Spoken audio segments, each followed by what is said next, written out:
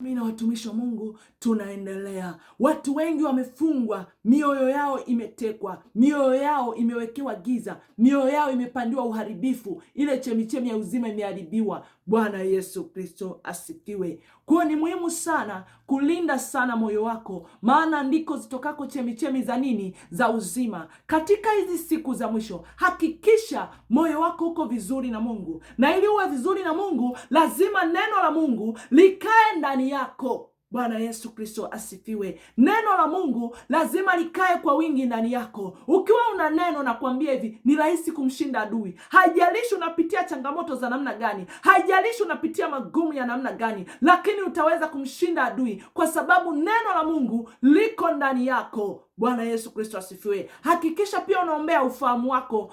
Hakikisha pia unaishi maisha matakatifu yanayompendeza Mungu. Bwana Yesu Kristo asifiwe. Kitu kingine, hakikisha unamwomba Mungu anakuwezesha kuyaishi maisha matakatifu yanayompendeza Mungu. Kingine, lazima uhakikishe macho yako rohoni na masikio ya rohoni ni vitu vya kuviombea sana, kwa sababu utakuwa una macho lakini hauoni, una masikio lakini hausikii. Tunakuona na masikio katika ulimwengu wa roho, una macho lakini unashangaa, unaambiwa pale kuna giza, huoni. Bwana Yesu Kristo asifiwe. Hapa kuna nuru, huoni. Bwana Yesu Kristo asifiwe. Kwa sababu gani?